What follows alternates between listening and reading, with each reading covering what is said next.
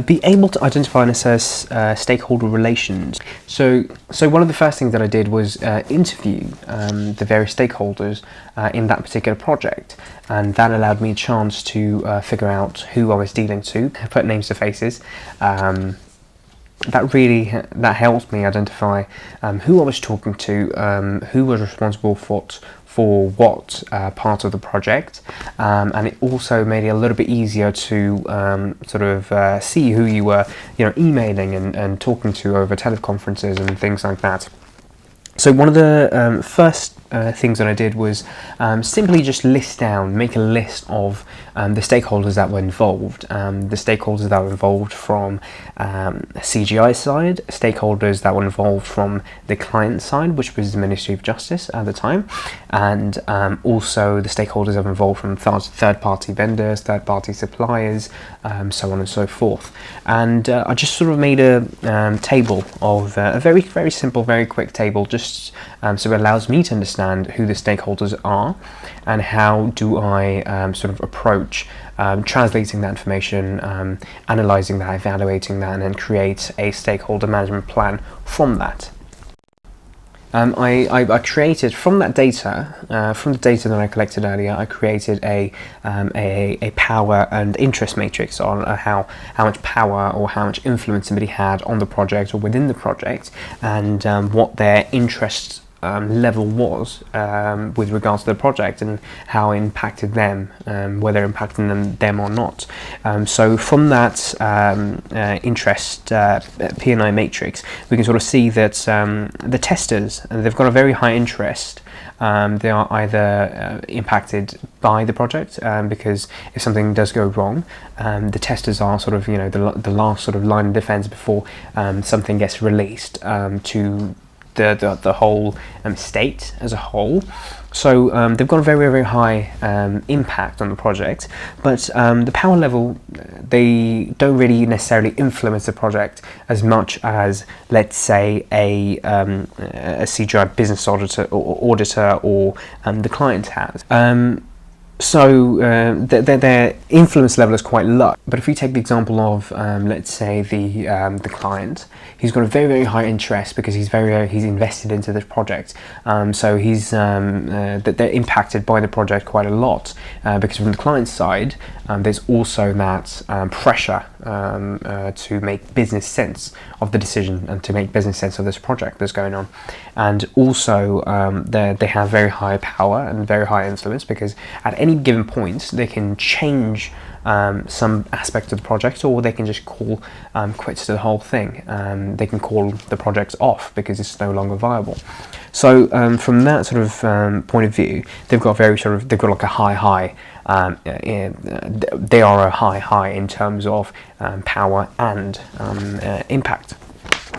What that P&I grid allows you to do is sort of highlight what your key stakeholders are, who you really need to manage closely. People who are sort of high, you need to manage them very, very closely. You need to keep a close eye on things that revolve around it. Communications to them need to be maybe a little bit more frequent, or classified documents or higher level information needs to be available to them.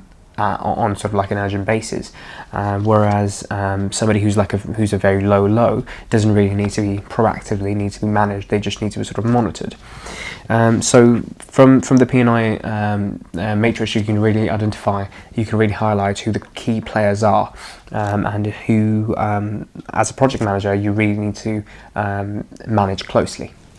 A stakeholder management plan was developed from all the information that I'd gathered from the business and from my own personal experience being on the project. And various different bits of information, such as the details about the stakeholders, how to manage the stakeholders, was included within that plan in line with CGI's business guidelines. However, CGI does make things quite easier for us. That CGI usually takes care of all of the stakeholder management part of things on a higher level, as I previously mentioned. So it's very easy for a project manager to get on with this job and actually sort of activate the project lifecycle, rather than, or activate the project lifecycle, or sort of activate sort of some true activity that doesn't really relate to sort of planning side of things. The planning side of things are done on a very high level from the business, and they're just passed down to the project manager. So the project manager doesn't really need to get involved in a lot of these.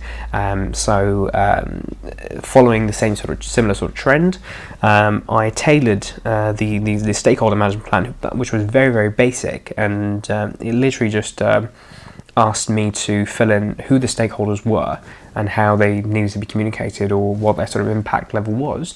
But I did sort of develop on that and make it a little bit more tailored to the APM requirements according to the course. The stakeholders were given plenty of opportunity to engage within the project, and that's evident because of the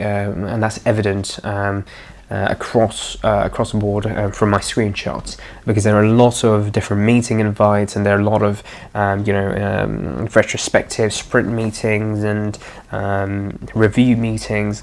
A lot of these meetings, and all the major stakeholders, all the relevant stakeholders are invited to those meetings for something that's a retrospective review of things. A lot of a whole range of different stakeholders are invited to that meeting, because we need information from all sides, and we need to feed that to the senior management, and it just makes it a little bit easier to have the whole team on that meeting, as well as bring in the seniors. So it just makes it a little bit more sort of streamlined, rather than relaying the information back and forth. Something like the application review, that's done on a weekly basis, but only the stakeholders that are relevant to that, which is a very small number compared to the bigger retrospective meeting, they're just invited to that. So various stakeholders are approached in various different ways that is convenient, and that is sort of applicable to them.